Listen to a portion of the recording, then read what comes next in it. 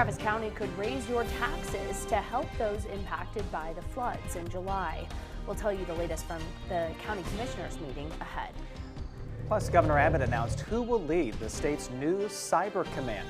More on the protections this department aims to provide. We're ending summer on a hotter note and beginning fall with, well, a hotter note as well. We're going to talk more about that in your first warning weather. In-depth, investigative. This is KXAN News at Noon. Today, Travis County commissioners are set to determine how much more people will pay in property taxes. Thanks for joining us. I'm Avery Travis.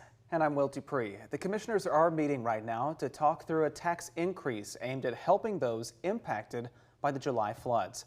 Looking at how much more you could be taxed for what the county considers an average home. It'll be about $200 extra.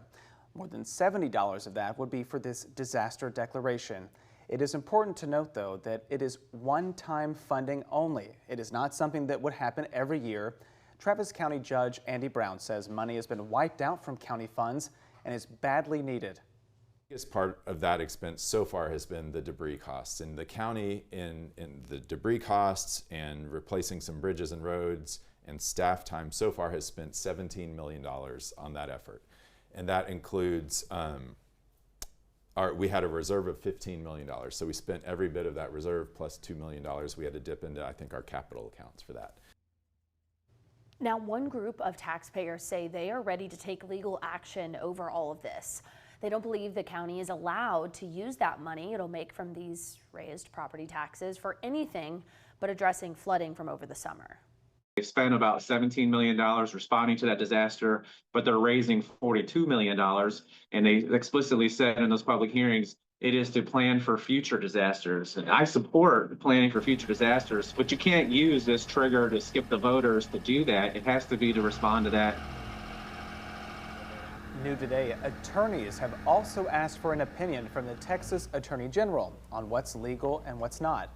They are still waiting to hear back on that. Going in depth, state lawmakers just passed a bill to address this very topic. House Bill 30 addresses how local governments calculate the property tax rate after a disaster. It defines essential assistance as emergency sheltering for people, search and rescue efforts, and evacuation services. Also a bit more. It also looks at debris cost. That law goes into effect, though, on January 1st. First warning weather.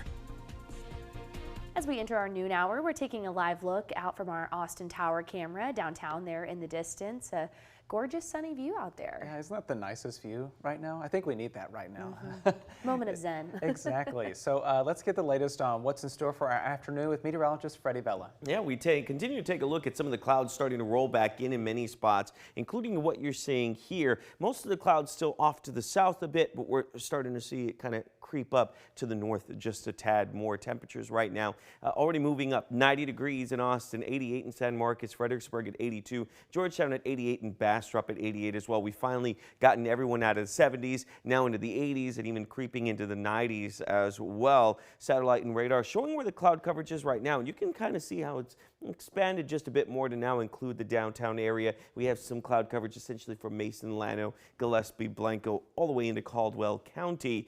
But over the next couple of hours, expect those temperatures to continue to rise up to 96 degrees by drop-off time. And for the early evening hours, in case they're sticking around for football or band practice, we're looking at 90 degrees for a later drop-off time. So big question is, are we going to see any rainfall? We've gotten some drier conditions sticking around and a few pockets of showers yesterday. But as you can tell, we get a ramp up on Saturday, Sunday, and Monday. A bit of a change from what we were forecasting yesterday, a push back on when the rain could actually arrive. So coming up, we'll be talking a bit more about not only the passing shower or two you could see in the afternoon, but the weekend rain chances and why that's changed. And of course, your above average temperatures. We'll talk about all this and so much more coming up in your first warning weather.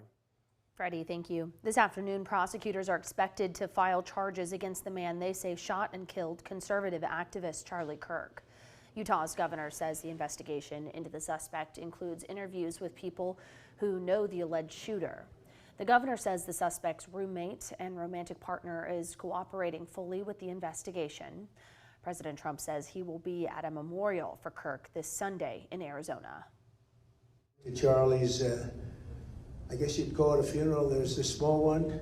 I said, can we do the big one? Because we're going to give him the Presidential Medal of Freedom, which is a big deal. Vice President J.D. Vance hosted Kirk's podcast yesterday and paid tribute to a man he called a dear friend. The Texas Education Agency says it's looking into about 180 complaints of public school employees posting comments about Charlie Kirk's death. Republican leaders, including Governor Greg Abbott, called for educators to lose their jobs over social media posts celebrating Kirk's death or any post calling for more violence.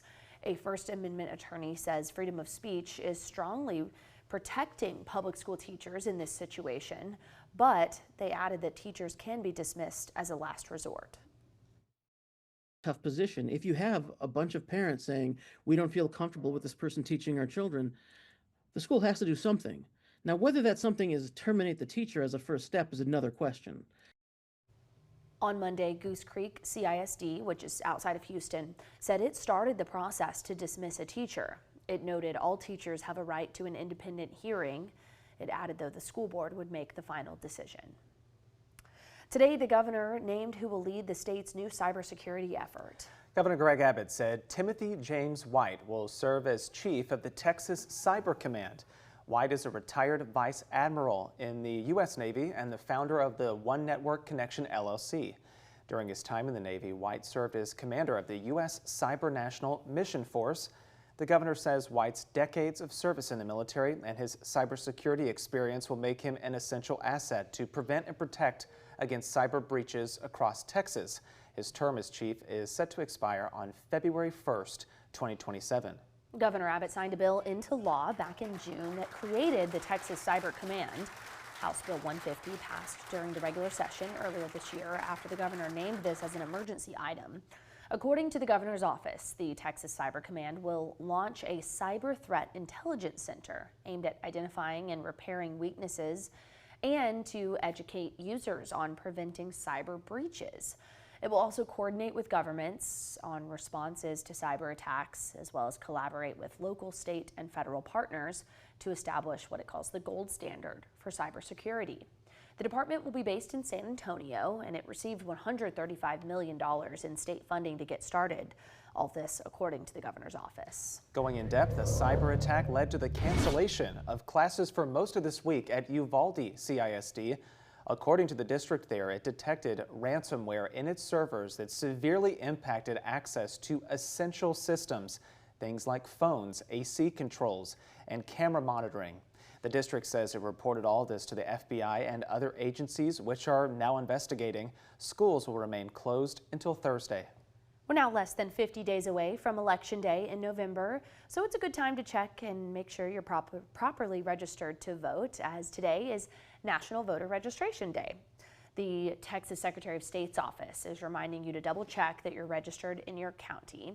You can go online to votetexas.gov to check your status. Now, if you've moved recently, you can check that your address is up to date and also check that your name is correct on the registration. The last day to register for the November election is October 6th. Coming up, Israeli forces began their expected ground offensive into Gaza City.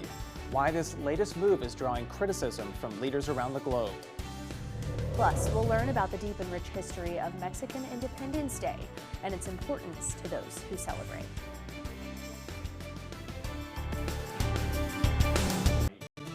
Welcome back, everybody. We're taking a live look out from our KXAN Studios camera here, looking at downtown, a gorgeous view. But those clouds that Freddie and Rich are tracking moving in over the downtown area, even we see that from this picture here. In just a few minutes, we'll check in on whether those clouds are going to have any impact on our afternoon temperatures. Stick with us for that. First, Mexican independence came with passion, a fight, and pride. Now, several generations later, it's celebrated with cultural dances, music, food, and family. Jeremiah Marshall sat down with the Consulate of Mexico in Brownsville to talk about the true meaning of Mexican Independence Day. So today, we're talking about Mexican Independence Day. Tell me, what does this day mean to you? Oh, it's so important, Jeremiah, because 215 years ago, we started an independence from the Spanish. We were a colony, and it is so important because it unites not only different indigenous people. Many of the time of the Spanish that were living there, they had already had children, married to all kinds of other ethnicities and groups that arrived, but this is a unified nation which is rich in culture and very proud. And with the different types of activities that you do, such as the grito, how important is it to cherish those moments, because there's so much history and there's so much culture with that? We are so proud to sing the national anthem and to know the different dances. So on this particular day, we do a celebration of dance, of music, of food, and tell the stories of what happened. Everything that the consulate does on cultural activities, of course, is free, and we are going to give you a taste that very same day of amazing Mexican food just cooked for the day. So all the families are welcome. You don't need a ticket. And if you want to bring your cousin, which is not Mexican, and your cousin was born here in the Valley, please come. So I can go and I can bring my cousin? Anybody. Anybody can come. Anybody. You will be all welcome. So I have to ask you, because there are some misconceptions, if you will. A lot of people may think, when they think of Cinco de Mayo, they may think that that's Mexican Independence Day. What would you say about that? Like, what are some misconceptions that you know about, or what are some things that you could clear up for us? So we get an invasion, particularly from a very strong, the power of that time, which was France. So Cinco de Mayo in Puebla, Puebla is a little inside the country, not at the coast of the Gulf of Mexico. Mm-hmm. And here, this battle took place and we won. So it was such a joy up here in the north that we contained that power, that it is in the memory, how beautiful, in the memory of the people that Cinco de Mayo has to be celebrated. But on the other hand, this is not the real struggle of independence. We don't want to remember the sadness or the struggle. We want to be proud of what we are, and the first things first is our independence. You know, with the Mexican independence, and now there are more generations that are growing up, and there are more, you know, younger people that are starting to get an understanding of Mexican independence. So can you kind of just tell us, you know, what are some things that you can just relay to the young people? Many young people that have parents that are coming from Mexico, they have learned to love Mexican food, and they are learning Spanish, and suddenly they say, hey, I am a US citizen, of course, but probably I would like to also be Mexican. Please come to the consulate. I think that's all I got for you there. Thank you very much. Thank you. Thank you so much for taking time out to talk to us. We really do appreciate it. And you taught me a lot of new things too. So this is really good. Thank you so much. Thank you. Thank you for visiting us here at the Consulate of Mexico in Brownsville, Texas.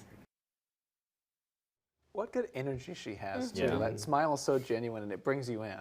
Oh, yeah. And so cool to hear her talk about the younger generations taking more of an interest in their heritage and where their ancestors came from. Mm-hmm. Really cool to see that. Yeah, I love to see it all. And from my hometown, Brownsville, there Texas. You go. I was born there. All right, let's go to take a look right now at what's going on across Central Texas. We've been able to see beautiful skies right now. This is a live look out of our Austonian camera one more time of downtown Austin. You can see a few clouds off in the distance as they start to make their way on in. Temperatures already creeping back up, 90 degrees in Austin, 89 degrees in Bastrop, Lockhart at 87 degrees in the Hill Country. We're at about 82 to 83 degrees from Fredericksburg to Mason. But as of now, it looks like the sunny skies will prevail and stick around with us throughout the day today. As we continue throughout the next few days, we'll see a little bit of more cloud coverage starting to roll in, especially as we get to about 5 p.m., 6 p.m. We get some of that daytime heating in. We'll get some of that air lifting just a bit more. That'll give us a few more clouds and maybe a possible spotty shower or two. But I anticipate today will remain mostly dry. We get into tomorrow, this model saying, well, you may see a couple more showers. I don't expect to see as much, but we at least will get some cloud coverage in there. And then we get into Thursday and into Friday, and it looks like our rain chances have gone down for Friday and Saturday. But let's focus on today. 96 degrees for today, 96 in Bastrop, 94 in Giddings, San Marcos at 94, Georgetown at 94, and then 90 to about 92 degrees getting to Fredericksburg and Delano. High pressure will continue to dominate in that trough that we were hoping to really push in some of that moisture. Looks like it's going to delay itself by a day or two. So what does that mean for you? Well, as we look at our Texas map here, you can see by Friday 4:30 in the afternoon, there's no rainfall. And in fact, that continues with us through Saturday. Some rainfall in San Antonio, so maybe a passing shower or two could make their way in. But really, the bulk of this is going to be Sunday going into Monday. And even Monday will be the better chance of rainfall out there. And as we get to about 7 p.m., you can see the chance of rain really starting to ramp up one more time. So your 7-day forecast will keep us within the mid-90s, 96 to even 95 degrees as we get into Thursday and Friday. By Saturday, if you're heading out to the game, 94 degrees as Texas takes on Sam Houston State University. And as we look out towards Sunday, 94 degrees with a 20% chance of rain. By the way, Monday, the very first day of fall, we're going to talk a bit more about that, what time it starts, and of course the rain chances that you could see on Monday itself. Let's go ahead and send it over to Rich Siegel. Quick check of the nation's weather here at 12:19 on this Tuesday. We've got temperatures in the 60s and 70s in the northeast, mostly 80s and 90s through the southeast. 70s, 80s in the southwest, except in Phoenix. They're 92, 66 at Seattle, 81 Chicago, and 89 in Dallas. We've got showers and a few thunderstorms across parts of South Dakota into Nebraska. Scattered showers then extend through Colorado and New Mexico, and we've got a cluster of showers and storms along the mid-Atlantic coast. You can make out the counterclockwise circulation of the moisture that is moving on shore off of the Atlantic, and so that is where we may see some of our travel delays today. As far as any severe weather risk today, it is in the middle of the country, primarily for Nebraska to northeastern Colorado and northwestern Kansas. Right now, it's a marginal risk of severe weather, maybe for Baltimore and D.C. And again, on our map here, national travel delays by 3 o'clock. We may see them Washington, Baltimore, Philadelphia, New York. And then at 6 o'clock, we should see those delays relax just a little bit, as most of the precipitation that will fall there will fall as rain. I don't think we'll see any more thunderstorms there like they're seeing right now. Will?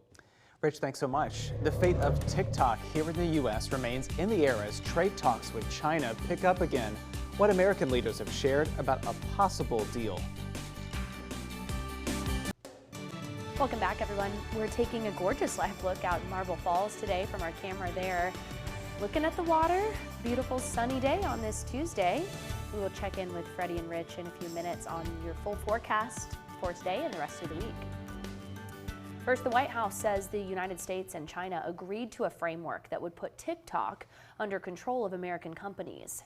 The announcement could end a year-long back and forth over the social media app, which critics say currently has direct links to the Chinese Communist Party. Officials say that deal is coming together during ongoing trade talks. President Trump hinted at a development on social media on this yesterday.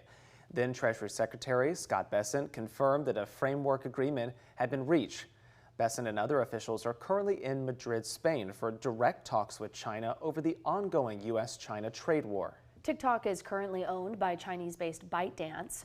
Critics say that allows it to be influenced by the Chinese Communist Party.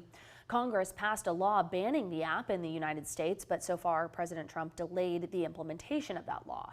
The belief by many is that if TikTok's ownership is shifted to U.S.-based controllers, Americans' data and security in that case would be safer. It's expected more information about a potential deal will be released after President Trump speaks with the Chinese President Xi Jinping on Friday. It can maybe even bring us closer to China. We had a very good meeting with China. I was surprised. I didn't expect it to that extent. And I'm going to speak again with President Xi on Friday. And I think that'll confirm things up. So far, it is unclear which American company or companies may agree to buy TikTok. British police are tightening up security ahead of President Trump's visit to the United Kingdom this week. The second state visit is an extraordinary gesture not typically extended to the United States, to presidents from the United States serving a second term, I should say. Trump was hosted by the late Queen Elizabeth II in June 2019 for a 3-day state visit during his first term in office. The British government says it hopes the soft power of the royals will appeal to Trump as it seeks tighter defense, security, and energy ties with Washington, having already secured a favorable tariff deal. Coming up, immigration authorities detained a local dog handler during a routine check-in. The latest on his legal fight after this. Plus, what you might think is summer allergies could be something else. We'll have the latest when it comes to COVID-19 infections. In-depth, investigative. This is KXAN News at Noon. Explosions lit up the night sky as Israel escalated its war in Gaza. It began its ground offensive into Gaza City. It also comes as a new report by an independent UN commission says Israel is committing genocide in Gaza. NBC's Matt Bradley reports from Tel Aviv. Well, that's right. Israel just began its much anticipated and very controversial ground incursion into Gaza City. And that's where we saw explosions lighting up the night sky overnight. And this has been months in the making, but military officials and those close to the government caution that this operation could last quite a while. And it's likely to inspire still more criticism of Israel. The families of the remaining hostages have complained, and they're protesting yesterday and today that this could put their loved ones' lives at risk. Now, it also means that the 350,000 Palestinians who are still thought to be in Gaza City are at risk as well, though according to an Israeli military official, hundreds of thousands, about half of the population there, is already thought to have left. Now, all of this comes as we're hearing from the United Nations. An independent commission, a 3-panel body of experts, have said that there is genocide in the Gaza Strip that is being committed by the Israelis. They've said that 4 out of the 5 legal criteria for meeting that definition of genocide have been met, but the Israelis have slammed the report, calling it false. Matt Bradley, NBC News, Tel Aviv. First warning weather.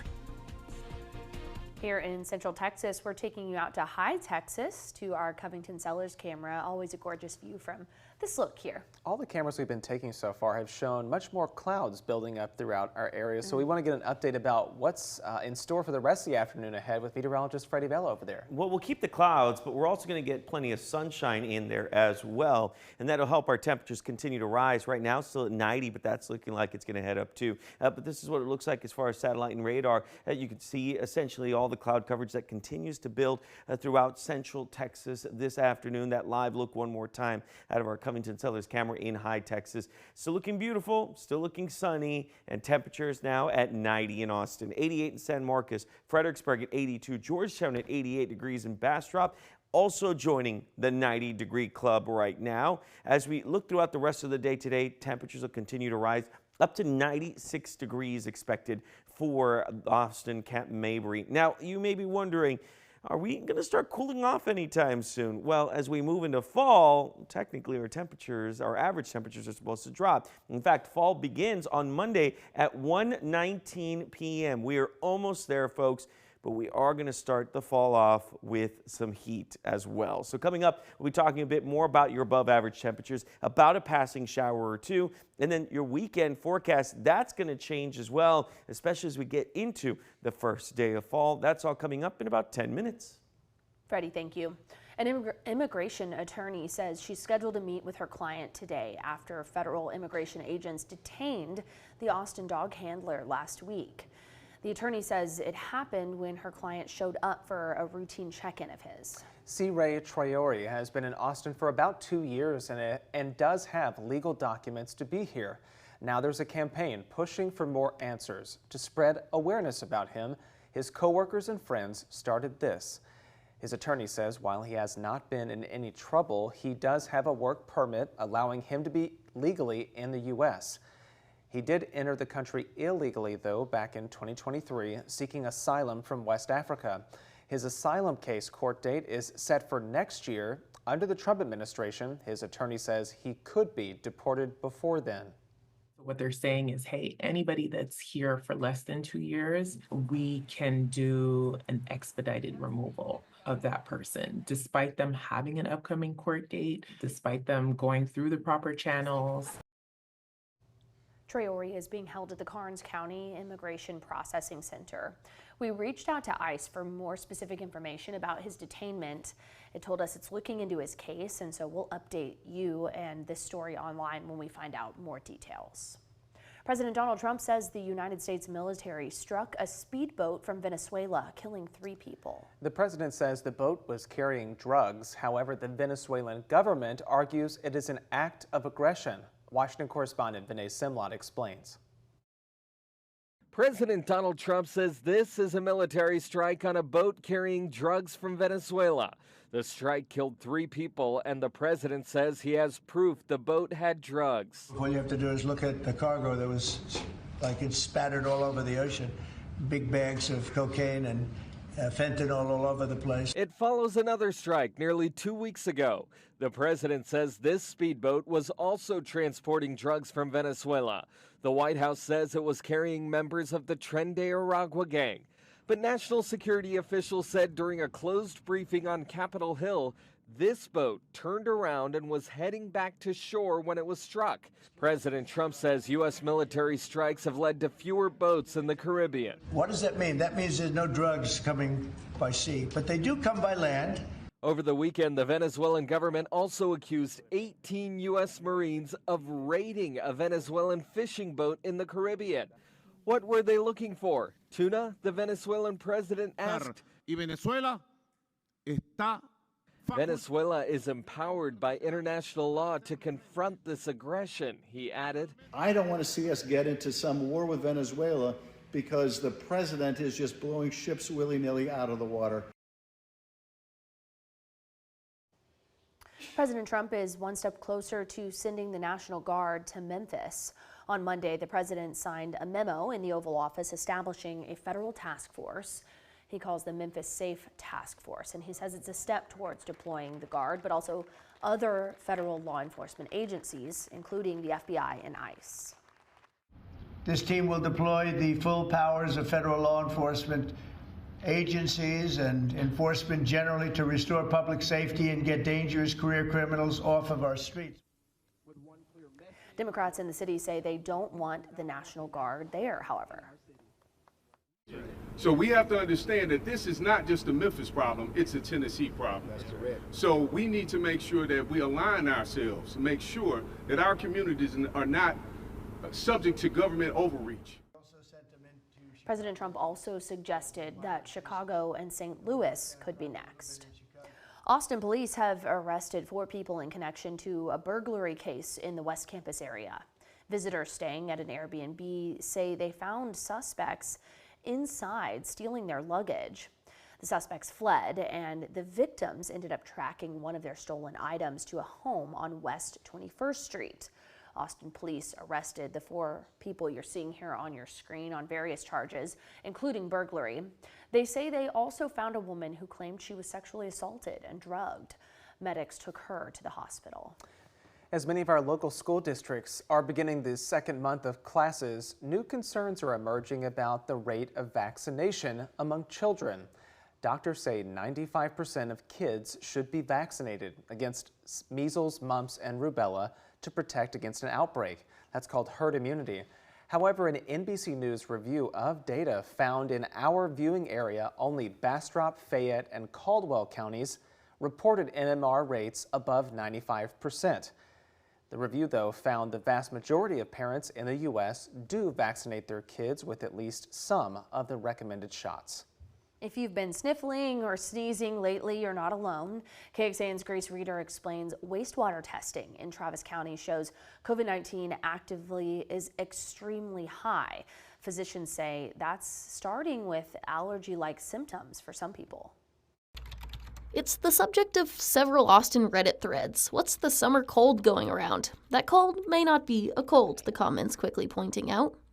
"This thread prompted me to test. It's COVID," one person responded. "Whole family tested positive," another one said on the platform. So definitely we saw an uptick of COVID probably towards the end of summer break and going into the beginning part of the school year. According to the Centers for Disease Control and Prevention, wastewater testing in Texas shows COVID-19 is very high in our state right now. Dr. Tina Phillip, a family medicine physician in Round Rock, says symptoms haven't changed that much, including fever, sore throat, body aches, and a cough. Some people are presenting with allergy symptoms, so initially they may think that they just have allergies, runny nose, sneezing, coughing, that sort of thing. But then it typically progresses and gets a little bit worse than their usual allergies, which is what alerts them that there might be something else going on. It comes at a time some are confused about whether they should be getting a COVID vaccine after U.S. Health Secretary Robert F. Kennedy Jr. limited who was eligible earlier this year. I think where it gets a little complicated is we don't know how that relates to coverage and if you're going to be denied a vaccine. But I mean, if you're at all concerned, talk to your physician about it and get it sorted out because we want people protected. Grace Reeder, KXAN News. Grace, thank you. The CDC says right now the dominant type of COVID nationwide is XFG, nicknamed Stratus. The World Health Organization says Stratus is a combination of some previous strains. Going in depth on wastewater monitoring programs, the CDC says before the wastewater is treated, operators send the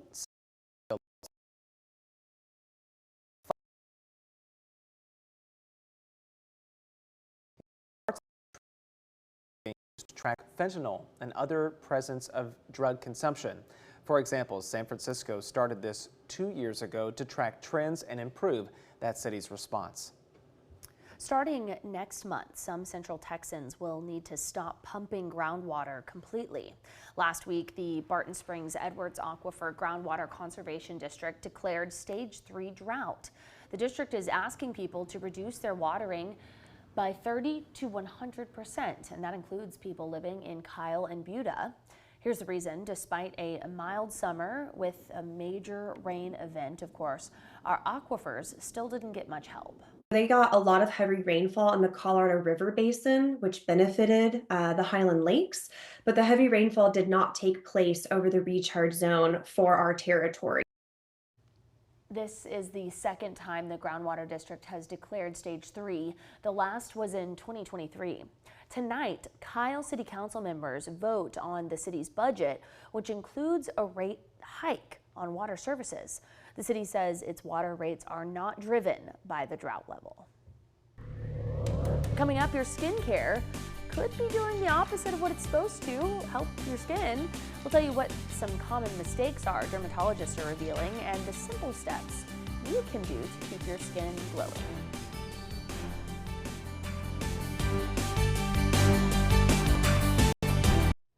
Welcome back. Thanks again for being with us here on this Tuesday afternoon. A live look from Dripping Springs where some clouds have started to filter into our area. We'll get an update though on your Tuesday forecast coming up in just a few moments. Now, many of us out there have certain skincare products that we maybe seemingly can't live without, but some of the products could actually be doing more harm than good. Too many products can actually cause irritation to the skin due to the ingredients in them. Some can also be repetitive since many products often share the very same ingredients. Dermatologists point to 3 things for a proper skincare routine: a gentle cleanser, a moisturizer, and a sunscreen. Now, to keep your skin from showing any kind of signs of age, they say to use retinoids or retinol creams once you're 30 or older. Using those when you're younger could cause some issues like skin irritation.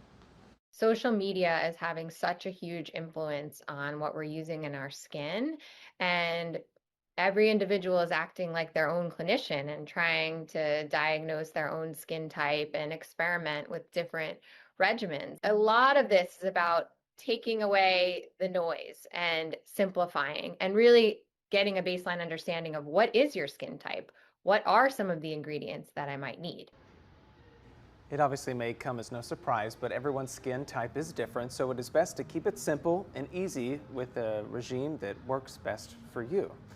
Now, I will say, social media, as she mentioned, really does a number on you because it says you need these sorts of products, they have these kinds of effects, and you're like, oh, I want to do that too. But not always for the best. Here's the thing, I saw a Pond's cold cream. My grandmother has been using that for years, Yeah. and I do too, and I swear by it. I'm like, if it works for Nani, it works for me. Yes. But it's something simple, something quick, instead of, spending on 10 different products that probably aren't doing anything for you. I don't know. It's a good reminder for sure. At least your bank account will also It can be appreciate overwhelming. Yeah. You go in the aisle, those choices. Dove soap. Doves, there you go. One Keep thing it we simple. always recommend, obviously, is making sure that your skin is taken care of from the sun. Yeah. Because the sun can also be very damaging as well. Sunblock, that doesn't require very much. But take a look at your satellite and radar right now. We do have plenty of sunshine in the area. And as we always mention, make sure you drink plenty of water, take breaks from the sun, take care of that skin as much as you can. As we look at satellite and radar overall, most of the cloud coverage that we're seeing is essentially filtering in. You can actually see it through West Texas, through the Big Bend area, and into the South Texas area. The rest of us seeing a lot of sunshine overall. I'll play this out just a bit more, and you can see that most of the rainfall is not expected to make its way on in. You may get 1 or 2 spotty showers, just like what we saw yesterday. But I think the bulk of that was yesterday, and we'll have to wait a bit longer for most of that to filter back in. Wednesday showing the exact same thing. A few clouds early in the day, and get maybe a passing shower or 2, and that's pretty much it. But our temperatures, that's going to remain a constant over the next few days. 96 degrees is expected. All of this is going to be above average. 96 in Bastrop, 94 in Giddings, 94 in Lockhart, and Fredericksburg, we're looking at about 90 degrees. So as we look at the high temperatures over the next few days, no real big changes, even from 96 to about 94. I mean, that's only a 2-degree difference. Any one of these days could fluctuate 1 degree or 2 degrees up or down. So just because one says 96 and the other says 94, don't think you can't hit possibly 96 degrees on Saturday or Sunday. Now, where we are going to see the change is for Monday and Tuesday, and that's because of the cloud coverage that we're going to get and the chance of rainfall out there. So this is what it looks like on a Texas view. You can see on Friday, mostly clear skies. Really what happens as we get into Saturday and Sunday is that chance of rainfall picking up thanks to a trough. As we get Sunday into Monday, we get a lot more rainfall as a possibility, and that really starts to ramp up. Even Dallas, you're looking at some heavier thunderstorms as a possibility there. So just keep that all in mind as we go along. Now, we are watching the tropics and what's happening out there. One area of interest still at 90% chance. That's moving west at this point. And then we have a tropical wave that's coming off the coast of Africa. That one, a 20% chance of that actually developing. And then, of course, what we have out in the Pacific, a 70% chance of that one developing into something stronger. And, of course, we have Mario that's just still there. 96 for the next few days, 95 as we get into Friday, 94 on Saturday and Sunday. Rain chances pick up Sunday, and then the first day of fall on Monday with a 30% chance of rain there. Let's send it over to Rich Siegel. Going in depth now here, we are halfway through September. That happened yesterday, and we've only had 2 days of measured rain. The first weekend of the month, the 6th and the 7th, yielding just less than 1/10 of an inch on both days. And so why has it been so dry in September? Well, one thing is that high pressure in the upper and mid levels of the atmosphere has been dominant. It left for a couple of days, and those were the 2 days that we got some rain. So we've really had no areas of low pressure even get close to the region to give us any significant rain in what is normally the 4th wettest month of the calendar year at 3.45. In addition, we've had no help from the tropics at all. We have not had anything even come close since the remnants of Barry led to the flooding that we had in July. And one of the things that it has done is that it has increased the drought from abnormally dry to moderate in parts of Travis, Hayes, Bastrop, Caldwell, and far western Lee counties. So that's that. Now, this is the 6th driest September on record if we weren't to get any more rain. We had a trace in 1903, but that 800s is tied for 6th. Second would be 1912, 3rd, 4th, 02, and 08, and 31 and 07, .07 in 1947. But we have had deluges of rain in September going back to 1921, that likely due to a tropical weather system, 20.78, and in 2010, which is the only one in this century, 13.2 and 20, and then we go back to the 30s for 8.79 in 1935. So that's a little bit about why it has been so dry here in September. Hopefully October will be better. Well, we still have 2 weeks in this month to go. Avery? Rich, thank you. As Freddie likes to often remind us, Christmas is just around the corner. So We're checking out what the USPS is gearing up for ahead of the holiday season, if you can believe it. No better time than the present, right? Well, a look at what's coming up on KXAN Plus, our free streaming service app. Quite a few shows there. At 1 this afternoon, it's Horns Report, followed by Eric Henrikson's Space at 1:30. Then tonight at 6:30, it's Tracking the Tropics, followed by Weather Answers with meteorologist Rich Siegel at 8 o'clock and Border Report at 8:30. Okay, many of us getting ready for Halloween. Some people, though, already looking ahead to Christmas. The U.S. Postal Service definitely has Santa on the mind. It kicked off its 2025 season of Operation Santa. The program is now in its 113th year, which is pretty incredible. It invites children and families across the country to start writing and mailing their letters to Santa Claus. So you can help Santa by gathering some of the gifts that kids are asking for. This will all start in mid-November. But the letters begin now. Yeah, wasting no time at all for that. Got to get in early, get high up on his list. Well, I'll say it's been a gift to spend this afternoon with all of you. Oh, and we will thank send you on your you. way, so you enjoy your afternoon. Take care. That was sweet.